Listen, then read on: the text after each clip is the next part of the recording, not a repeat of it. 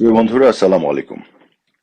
আপনারা জানেন যে কিছুদিন আগেই মার্কিন যুক্তরাষ্ট্রের national security adviser Jake Sullivan ভারতে এসেছিলেন এবং ভারতের পররাষ্ট্রমন্ত্রী এবং ভারতের national security adviser Ajit Doval তাদের সাথে তার মিটিং হয়েছে। এবং এই কি বিষয়গুলো নিয়ে মিটিং হয়েছে সেগুলো নিয়ে ইনিশিয়াল স্টেজে আমরা খুব বেশি পাবলিকলি জানতে পারিনি। আমাদের কাছে কিছু তথ্য ছিল, কিন্তু পাবলিকলি খুব বেশি আসেনি। তো আজকে একটু আলোচনা করছি এই কারণে যে আহ, জেক সুলিভানের সাথে ভারতীয় নেতৃবৃন্দের কি কি আলাপ হয়েছে সেই বিষয় নিয়ে ভারতে নিযুক্ত মার্কিন যুক্তরাষ্ট্রের যে বিদায়ী রাষ্ট্রদূত এরিক গার্সেটি, উনি একদিন আগে সংবাদ সম্মেলনে এই বিষয়গুলো উল্লেখ করেছেন। এবং সবচেয়ে ইন্টারেস্টিং যে বিষয়টি হচ্ছে যে গার্সেটি যেটি বলেছেন যে জেক সুলিভান যে ভিজিট করেছে ভারতে এবং যে কনভারসেশন তার হয়েছে ভারতীয় নেতৃবৃন্দের সাথে, সেই পুরো কনভারসেশনে বাংলাদেশ একটা বিশাল অংশ ছিল। বাংলাদেশকে নিয়ে কনভারসেশনটা, অর্থাৎ তারা যে আলাপ করেছেন যে how can they help Bangladesh, Bharat এবং যুক্তরাষ্ট্র মিলে। আচ্ছা, এই প্রশ্নটা কেন আসছে, how can they help Bangladesh? এখানে সমস্যাটা কোথায় হয়েছে? একটি পট পরিবর্তন হয়েছে বাংলাদেশে, আমাদের সরকারের পতন ঘটেছে এবং তারপরে এখন যারা এসছে যে অন্তর্বর্তীকালীন সরকার, এখানে কি কি সমস্যা তৈরি হয়েছে? এখানে যেটি দেখা যাচ্ছে যে সংখ্যালঘুদের উপরে একটা আক্রমণ হচ্ছে। এখানে দেখা যাচ্ছে যে ধর্মীয় উগ্রবাদী যে জঙ্গিবাদী যে গোষ্ঠী জিহাদিস, যারা যারা বিভিন্ন সময় জঙ্গি কর্মকাণ্ডের কারণে জেলে ছিল, বিচারিক প্রক্রিয়ায় যে তাদেরকে সব ছেড়ে দেওয়া হয়েছে। এবং মৌলবাদী উগ্রবাদীদের যে গোষ্ঠী হিজবুত তাহরির, এবং এদের একটা আস্ফালন গোটা বাংলাদেশের সমাজের মধ্যে ছড়িয়ে পড়েছে, এবং যার ফলে পুরো সাউথ এশিয়া একটা নিরাপত্তা ঝুঁকির মধ্যে পড়ে গেছে। এবং অন্তর্বর্তীকালীন সরকারের যে কথাবার্তা আলাপ আলোচনা এবং তাদের যে সহানুভূতি এই যে উগ্রবাদী জঙ্গিদের ব্যাপারে, সেটা কিন্তু পরিষ্কার হয়ে যাচ্ছে। এবং এটি নিয়ে কিন্তু শুধু ভারত কথা বলছে না, ভারতের কিছু কিছু গণমাধ্যম হয়তো একটু অতিরঞ্জিত করে কথা বলছে, এবং যেটা হয়তো ঠিক না, যার কারণে সমস্যা তৈরি হচ্ছে। কিন্তু আমরা দেখেছি ইভেন যুক্তরাজ্যের কমনওয়েলথের অল পার্টি পার্লামেন্টারি গ্রুপ, তারা একটা 13 পাতার রিপোর্ট পাবলিশ করেছে, সেখানে তারা উল্লেখ করেছে, ব্রিটিশ গভর্নমেন্ট উল্লেখ করছে, ব্রিটেনের এমপিরা তাদের পার্লামেন্টে এটা নিয়ে কথা বলছে, কংগ্রেসম্যানরা ওয়াশিংটন ডিসিতে মার্কিন যুক্তরাষ্ট্রে এগুলো নিয়ে কথা বলছে। এটি কিন্তু শুধু ভারত এখন বলছে, বিষয়টি এরকম নয়, গোটা বিশ্ব কিন্তু এটা নিয়ে কথা বলছে। এবং আপনারা দেখেছেন যে ডোনাল্ড ট্রাম্প একটি টুইট করেছিলেন সংখ্যালঘুদের নিরাপত্তা নিয়ে। এখন যে বিষয়টি সবার সামনে উঠে আসছে যে বাংলাদেশে শুধু হিন্দু সম্প্রদায়ের সংখ্যালঘু যারা, তারা যে একটা নিরাপত্তার অভাব বোধ করছেন তা কিন্তু নয়। এখানে খ্রিস্টান এবং বুদ্ধিস্ট সম্প্রদায় যারা এবং অন্যান্য সংখ্যালঘু যারা আছে, যারা ট্রাইবাল ক্ষুদ্র নৃগোষ্ঠীর কমিউনিটি যারা, তারাও কিন্তু বিভিন্নভাবে আক্রান্ত হচ্ছেন। এবং আওয়ামী লীগের যত নেতাকর্মী, শুধু আওয়ামী লীগের নেতাকর্মী না, যারা মুক্তিযুদ্ধের চেতনায় বিশ্বাস করে, একটি অসাম্প্রদায়িক রাষ্ট্রে বিশ্বাস করে, এই ধরনের সকল মানুষ, সে প্রফেসর হোক, সে কবি হোক, সাহিত্যিক হোক, সংস্কৃতি কর্মী হোক, সাংবাদিক হোক, সকলেই কিন্তু আক্রান্ত হচ্ছে। এবং এই আক্রান্ত শুধু না যে বিভিন্নভাবে আহ আহ, সরকারের আহ, প্রশ্রয়ে আহ, যারা এই যে ধর্মীয় উগ্রবাদী গোষ্ঠী বা তাদের যে ছাত্র গ্যাং যেটি তৈরি হয়েছে তাদের দ্বারা আক্রান্ত হচ্ছে তা নয়, সরাসরি ভাবে সরকারের ইউনূস সরকারের দ্বারা আক্রান্ত হচ্ছে। কিভাবে? তাদের বিরুদ্ধে মামলা দেয়া হচ্ছে, মামলা দিয়ে তাদেরকে জেলে নেওয়া হচ্ছে, জেলে নেওয়ার সময় তাদেরকে আক্রমণ করা হচ্ছে, তাদেরকে রিমান্ডে পাঠানো হচ্ছে, এবং যত ধরনের মিথ্যা মামলা দিয়ে তাদেরকে দিনের পর দিন রিমান্ডে রাখা হচ্ছে, এবং জেলের মধ্যে তাদের সাথে অমানবিক ব্যবহার করা হচ্ছে। তো এই পুরো বিষয়গুলো যদি সামনে চলে আসে, তাহলে বোঝা যাচ্ছে কিভাবে যে এক ধরনের আহ, অসহনীয় অসহিষ্ণু একটি পরিবেশ তৈরি করা হয়েছে গত 5 মাসে ইউনূস সরকারের অধীনে। এগুলো নিয়ে আজকে বিশ্ব বিবেক কথা বলছে, যে কারণে তারা বলছে যে কিভাবে তারা বাংলাদেশকে সহযোগিতা করতে পারে। এখানে এরিক গার্সেটি, যে মার্কিন যুক্তরাষ্ট্রের ভারতে নিযুক্ত রাষ্ট্রদূত, যিনি চলে যাচ্ছেন, আরো কয়েকটি কথা বলেছেন খুবই গুরুত্বপূর্ণ। এখানে তারা বলেছেন যে তারা দেখতে চায় একটা স্থিতিশীল স্টেবল বাংলাদেশ, একটা প্রসপারাস বাংলাদেশ, একটা উন্নয়নশীল বাংলাদেশ, এবং একটা টলারেন্ট বাংলাদেশ। এবং এটার জন্য তারা কাজ করতে চায় ভারতের সাথে খুব ক্লোজলি। আচ্ছা, এখন ভারতের সাথে কেন ক্লোজলি কাজ করতে চায়, ভারতের ইন্টারেস্টটা কি এখানে? দেখুন, শেখ হাসিনা যখন ক্ষমতায় ছিলেন, শেখ হাসিনা একবার বলেছিলেন না যে ভারতকে যা দিয়েছি তারা সারা জীবন মনে রাখবে। এটা নিয়ে কিন্তু বাংলাদেশের রাজনীতিতে অনেকে অনেক কথা বলে, বলে যে হ্যাঁ, শেখ হাসিনা তো সবকিছু ভারতকে দিয়ে দিয়েছে, এত নত যেন পররাষ্ট্রনীতি, এগুলো সব একেবারে বাজে কথা। শেখ হাসিনা মূলত যেটি করেছিলেন সেটি হচ্ছে যে ভারতের নর্থ ইস্টের যে রাজ্যগুলো, সেইখানে যে সেপারেটিস্ট মুভমেন্ট ছিল, সেখানে যে জঙ্গিবাদের আস্ফালন ছিল, শেখ হাসিনা তার যে রাজনৈতিক যে অবস্থান ছিল, ভ্যালুস ছিল, যে ফিলসফি দর্শন ছিল, সেটার অংশ ছিল যে উনি কোনোভাবেই কোনো ধরনের জঙ্গিবাদকে মদত দিবেন না। এবং জঙ্গিবাদ কিন্তু খুব কঠিন অবস্থায় ছিল শেখ হাসিনার আমলে। এবং কোনো ধরনের সেপারেটিস্ট মুভমেন্টকে মদত দেয়া, প্রতিবেশী রাষ্ট্রকে কোনোভাবে সমস্যায় ফেলা, সেগুলো শেখ হাসিনার ফরেন পলিসির অংশ ছিল না। যার ফলে ভারত কিন্তু একটা সুবিধা পেয়েছে। 2009 সালে ওথ নেয়ার আগে, প্রধানমন্ত্রী হিসেবে ওথ নেয়ার আগে, তার আগে 2 বছর তো 111 এর সরকার ছিল, তার আগে বিএনপি জামাতের যে সরকার ছিল 2001 থেকে 6 পর্যন্ত, আপনারা দেখেছেন 10 ট্রাক অস্ত্র চালান, তার কাহিনী আপনারা দেখেছেন।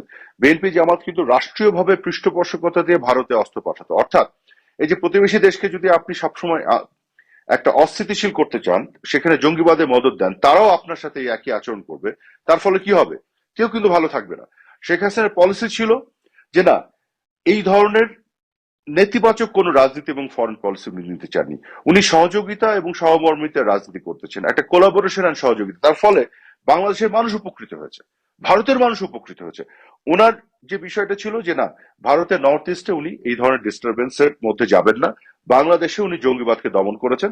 উনি কি করেছেন? ভারতের সাথে সমুদ্র সীমা নিষ্পত্তি করেছেন, বাংলাদেশে লাভ হয়েছে। ল্যান্ড বাউন্ডারি এগ্রিমেন্ট করেছেন, বাংলাদেশে লাভ হয়েছে। ভারতের সাথে উনি বিভিন্ন ধরনের আদার যে এগ্রিমেন্ট, যেমন ভারতের কাছ থেকে উনি ডিজেল নিয়ে আসার জন্য আসাম থেকে একটা পাইপলাইন বানিয়ে দিনাজপুরে নিয়ে আসা হয়েছে। আমরা যে এলএনজি টার্মিনাল বানিয়েছি, আমরা যে গ্যাস আমদানি করি, আমি এটা বলছি কোভিড এবং এই যুদ্ধের আগে, তৎকালীন সময় একটু ডিফারেন্ট ছিল, কোভিড এর পরে তো অনেক কিছু পরিবর্তন হয়ে গেছে। সেই গ্যাস আমদানি করে যে গ্যাস আমরা আমাদের নিজেদের আহ, আহ, আভ্যন্তরীণ চাহিদা মিটাই, তার উপর দিয়ে এক্সট্রা যে গ্যাস, সেটাকে কিন্তু আমরা আবার এলপিজি যেটা এক্সপোর্ট করার জন্য একটা বাজার তৈরি করেছিলাম নর্থ ইস্ট। এটা বাংলাদেশের লাভ হয়েছিল, ভারতেরও লাভ হয়েছিল। শেখ হাসিনার রাজনীতিটা কি ছিল, ফরেন পলিসি কি ছিল? এই যে আগরতলা থেকে আমরা কিন্তু বিদ্যুৎ ইম্পোর্ট করে নিয়ে এসেছে, এনে বাংলাদেশের মানুষকে দিয়েছে। ভারতের গ্যাসে, ভারতের বিদ্যুৎ পাওয়ার প্ল্যান্ট ব্যবহার করে ভারতে যে গ্যাস উৎপাদন হয়েছে, আমরা পাইপলাইন দিয়ে বাংলাদেশে সেই গ্যাস এবং থেকে যে বিদ্যুৎ উৎপাদন হচ্ছে, সেই বিদ্যুৎ এনে বাংলাদেশের মানুষকে দেওয়া হচ্ছে। এবং স্বল্প মূল্যে বাংলাদেশের ভিতরে যে আমরা খরচে বিদ্যুৎ উৎপাদন করেছি, তার চেয়ে কম খরচে ভারত থেকে বিদ্যুৎ ইম্পোর্ট করেছি আমরা। তো শেখ হাসিনার রাজনীতিটা ছিল ভারতের সাথে বন্ধুত্বপূর্ণ সম্পর্কের মধ্য দিয়ে একটা সহযোগিতার সম্পর্ক, যেখানে মারামারি, কাটাকাটি, ঝগড়া, এই যে এ ওকে আমি দখল করলাম, সে দখল করলাম, এই ধরনের নেতিবাচক রাজনীতিতে উনি যেতে চাননি। কারণ এটার মানে তো নত জানো রাজনীতি না, এটা মানে বন্ধুত্বপূর্ণ রাজনীতি। এখন বাংলাদেশে কিছু মানুষ বুঝে ভারতের সাথে ইকুয়াল ফুটিং এর রাজনীতি হচ্ছে পাকিস্তানের মতো হুমকি ধামকি, এগুলো এগুলো তো কোনো ইতিবাচক রাজনীতি না। শেখ হাসিনা নেতিবাচক রাজনীতি পরিহার করে ভারতের সাথে একটা ইকুয়াল ফুটিং এ কিন্তু বন্ধুত্বপূর্ণ সহযোগিতার রাজনীতি করেছে, তাতে বাংলাদেশ বহুভাবে লাভবান হয়েছে। শেখ হাসিনা কি কখনো সেই দাবি ছেড়েছেন? তিস্তার পানির দাবি কখনো ছাড়েননি। আপনার মিটিং মিনিটস গুলি দেখেন, বর্ডারে যে হত্যাকাণ্ডগুলি ঘটেছে, সেগুলো নিয়ে শেখ হাসিনার গভর্নমেন্ট, আমাদের গভর্নমেন্ট বহুবার ভারতকে এগুলো নিয়ে কথা বলেছে, ফর্মালি, অফিসিয়ালি। আমি নিজেও তুলেছি এবং বলেছি, মিটিং মিনিটসে আছে এগুলো প্রমাণ। অথচ বিএনপি জামাত কিন্তু কখনো এগুলো ফর্মালি ভারতের সাথে তুলতো না, তারা মাঠ গরম করার জন্য বাইরে এগুলো কথা বলতো। তো বিষয়টা যেটা হচ্ছে যে আমরা কিন্তু বাংলাদেশের স্বার্থে ভারতের সাথে সকল নেগোসিয়েশন করেছি, কিন্তু অ্যাট দ্য সেম টাইম প্রতিবেশী রাষ্ট্র হিসেবে মুক্তিযুদ্ধে তাদের আমাদের প্রতি অবদান, এবং আমরা একটা ইতিবাচক জায়গা থেকে একটা সহযোগিতার রাজনীতি, বাংলাদেশ স্টেবল থাকবে, ভারত স্টেবল থাকবে, ভারত এগিয়ে যাবে, বাংলাদেশ এগিয়ে যাবে, আমাদের বন্ধুত্বপূর্ণ সম্পর্ক থাকবে দু দেশের মধ্যে, সহযোগিতার মাধ্যমে দু দেশের জনগণ উপকৃত হবে, সেটাই ছিল আমাদের ইতিবাচক ভঙ্গি। আমরা মুক্তিযুদ্ধের লেন্সে চশমা দিয়ে ভারতের সাথে বাংলাদেশের সম্পর্ক দেখতে চেয়েছি। আমরা পাকিস্তানে চশমা পরে ভারতের সাথে বাংলাদেশের সম্পর্ক দেখতে চাইনি। যে পাকিস্তানে যে মিলিটারি এস্টাবলিশমেন্ট, তাদের সুবিধার্থে তাদের সারাক্ষণ ভারত বিরোধী এবং ভারতের সাথে পাকিস্তানের একটা শত্রুতাপূর্ণ সম্পর্ক রাখলে এই মিলিটারি এস্টাবলিশমেন্টের লাভ হয় পাকিস্তানে, তারা ক্ষমতায় থাকতে পারে, কিন্তু পাকিস্তানের জনগণের কি লাভ হয় সেটা কিন্তু তারা চিন্তা করে দেখে না। তো যাই হোক, শেখ হাসিনা যে ইতিবাচক ফরেন পলিসি, সেটাকে নেতিবাচক ভাবে ব্যাখ্যা করা, অপব্যাখ্যা করা হচ্ছে, আমি বলবো। তো আজকে যেটি হয়েছে যে উগ্র ধর্মীয় রাজনীতির বিকাশ এবং জঙ্গিবাদের উত্থান, এটা নিয়ে সবাই উদ্বিগ্ন। প্রতিবেশী দেশ হিসেবে ভারত উদ্বিগ্ন, কারণ তার স্বার্থ আছে, তার রিজিওনাল সিকিউরিটির ব্যাপার আছে। বাংলাদেশের মানুষ উদ্বিগ্ন, আমরা উদ্বিগ্ন, মার্কিন যুক্তরাষ্ট্র এবং ইউরোপিয়ান ইউনিয়ন থেকে শুরু করে সবাই উদ্বিগ্ন। এবং বাংলাদেশে আজকে আইনের শাসন বলে কিছু নাই। মানবাধিকার বলে কিছু নাই, গণতন্ত্র, মত প্রকাশের স্বাধীনতা, কোনো কিছু নাই। নির্বাচন নিয়েও টালবাহানা দেখা যাচ্ছে। তো এখন সমাধানটা কি? সমাধান হচ্ছে বাংলাদেশে একটি গণতান্ত্রিক পরিবেশ থাকতে হবে। আমাদের যে 15.5 বছরে আমরা অন্তত বাংলাদেশের নিরাপত্তা দিতে পেরেছি, একটা স্থিতিশীলতা দিতে পেরেছি, বাংলাদেশের অর্থনৈতিক উন্নয়ন ঘটেছে, মানুষের জীবনমানের উন্নয়ন ঘটেছে, এবং বাংলাদেশের মানুষ কিন্তু জঙ্গিবাদ মোকাবেলা করে একটা নিরাপদ একটা পরিবেশ এবং সমাজ আমরা তৈরি করেছি, এবং মৌলবাদ এবং উগ্রবাদের আস্ফালনকে কিন্তু আমরা ঠেকিয়ে রেখেছিলাম। তো যে কারণে আমাদের অনেকগুলি অর্জন, যেগুলো বিশ্বব্যাপী প্রশংসিত হয়েছিল, বাংলাদেশকে স্বল্পোন্নত থেকে উন্নয়নশীল দেশে আমরা নিয়ে গেছিলাম। এখন যেটি বলতে পারেন যে হ্যাঁ, মানবাধিকার প্রশ্নে বা এগুলো আইনের শাসনের প্রশ্নে, গণতন্ত্র, নির্বাচনের প্রশ্নে কিছু কিছু ঘাটতি ছিল। এখন সেই ঘাটতিগুলো তো আমাদের ইমপ্রুভ করতে হবে। সেটার জন্য কি করতে হবে? আগামী দিনে আমাদের একটা নির্বাচন করতে হবে। এখন নির্বাচন সবাই চাচ্ছে। নির্বাচন মানে কি? একটা প্রপার নির্বাচন হবে। আওয়ামী লীগের সকল নেতা কর্মীদের মিথ্যা মামলা দিয়ে জেলে ভরে রেখে তো নির্বাচন হবে না। মিথ্যা মামলা দিয়ে, তার মানে প্রপার আইনের শাসন থাকলে কি হবে? 5 তারিখের পরে যত হত্যাকাণ্ড, যতগুলি অন্যায় অত্যাচার হচ্ছে, সেগুলোর বিচার হতে হবে। কিন্তু একটি মামলা হয়নি, বরং ইনডেমনিটি দেওয়া হচ্ছে। আমাদের যদি কোনো দোষ থাকে, সেগুলো যেমন তদন্ত সাপেক্ষে বিচার হতে হবে, সকলের ক্ষেত্রে সেটি প্রযোজ্য। তখনই আমরা যে নতুন বাংলাদেশের কথা যদি কেউ বলে থাকে, সেটি আহ, অর্থবহ হবে। নতুন বাংলাদেশ মানে এটা হতে পারে না যে আপনার যা নিয়ে অতীতে অভিযোগ করেছেন তার আরো 20 গুণ 50 গুণ বেশি সেই ধরনের অন্যায় করা হবে, সেগুলো তো করা যেতে পারে না। অর্থাৎ একটা ইকুয়াল ফুটিং এর উপরে, লেভেল প্লেইং গ্রাউন্ডের উপরে প্রপার ইলেকশন হতে হবে। ইলেকশনের ডেতে শুধু না, ইলেকশনের আগে থেকে সকলে যাতে সমান সুযোগ থাকে সেই ইলেকশনে পার্টিসিপেট করা, এবং সেইভাবে নির্বাচনের পরে দেশের মানুষ সেটা বেছে নেবে। এবং আমি মনে করি এবার আমাদের সত্যিকার অর্থে একটা এগ্রিমেন্ট আসা দরকার, যে আগামী দিনের জন্য সব সময় যাতে কোনোভাবে এই নির্বাচন কেন্দ্রিক আর কোনো জটিলতা তৈরি না হয়। এখন অনেকেই বলে যে গত 15.5 বছরে 2014 থেকে যেসব অভিযোগগুলি আমাদের বিপক্ষে করা হয়, ভাই তার আগে কি হয়েছিল? বাংলাদেশে একমাত্র শেখ হাসিনাই শান্তিপূর্ণ ক্ষমতা হস্তান্তর করেছিল 2001 সালে। তার আগে তো কেউ কখনো শান্তিপূর্ণ ক্ষমতা হস্তান্তর করেনি। প্রত্যেকে নির্বাচনকে ম্যানিপুলেট করার চেষ্টা করেছে, বিএনপি জামাত করেনি। তার আগে তো বিএনপির ফাউন্ডার, উনি তো সামরিক শাসন জারি করে ক্ষমতা এসেছেন, একজন মিলিটারি ডিক্টেটর ছিলেন। জাতীয় পার্টির ক্ষেত্রে তো তাই। আর জামাত কি? এ তো বাংলাদেশকেই মানে না। জামাত ইসলাম পাকিস্তান, তো অরিজিনাল পার্টি। সেই পার্টি বাংলাদেশের বিরোধিতা করেছে। বাংলাদেশ যখন হয়ে গেছে, তারা আটকাতে পারেনি। পাকিস্তানের আর্মির সাথে কোলাবোরেট করে এত গণহত্যা, মানুষ হত্যা, নারী ধর্ষণ, এত কিছু করার পর বাংলাদেশের স্বাধীনতা যখন তারা আটকাতে পারেনি, বাংলাদেশ হয়ে গেছে, তখন তারা বাংলাদেশ তাদের দলের নাম বদলে জামাতে ইসলাম রেখে জামাতে ইসলাম বাংলাদেশ করে ফেললো। তো এদের হেডকোয়ার্টার তো লাহোরে, তো একটা বিদেশি পলিটিক্যাল পার্টি। এদের ব্রাঞ্চ আছে, আপনি জামাতে ইসলাম দিয়ে সার্চ করেন, দেখবেন জামাতে ইসলাম হিন্দ, জামাতে ইসলাম বাংলাদেশ, জামাতে ইসলাম পাকিস্তান, এভাবে পাবেন। এটা একটা branch, original party from Pakistan. এবং কিছুদিন আগে তারা নাম পরিবর্তন করেছে বাংলাদেশ জামাতে ইসলাম, সেটা হাইকোর্টের একটা রুলের ফলে। কিন্তু অরিজিনালি তারা একটা ব্রাঞ্চ, তাদের নাম কিন্তু জামাতে ইসলাম, যেটা লাহোরে হেডকোয়ার্টার। সেটার অরিজিনাল পার্টি হচ্ছে পাকিস্তানে, জামাতে ইসলাম পাকিস্তান, বাট ব্রাঞ্চ হচ্ছে ভারতেও আছে জামাতে ইসলাম হিন্দ, বাংলাদেশে হচ্ছে জামাতে ইসলাম বাংলাদেশ। এটা বিদেশি পলিটিক্যাল পার্টি, বাংলাদেশকে পাকিস্তান বানাতে চায়। শত চেষ্টা করেও বাংলাদেশ স্বাধীনতা আটকাতে পারেনি। এখন বাংলাদেশ হয়ে গেছে, এই বাস্তবতা মেনে নিয়েছে, তারা বলবে দেখবেন। কিন্তু তারা দুঃখ প্রকাশ করবে না তাদের অবস্থানে। কেন? তারা তো এটা ভুল মনেই করে না যে পাকিস্তান সেনাবাহিনীকে তারা সহযোগিতা করে গণহত্যায় সহযোগিতা করেছিল। তারা মনে করে এটা ঠিক। কাজে এখন তাদের উদ্দেশ্য হচ্ছে যে বাংলাদেশের ভিতরে ভারতীয় আধিপত্যবাদ দমনের নামে তারা এটাকে পাকিস্তান বানাতে চায়।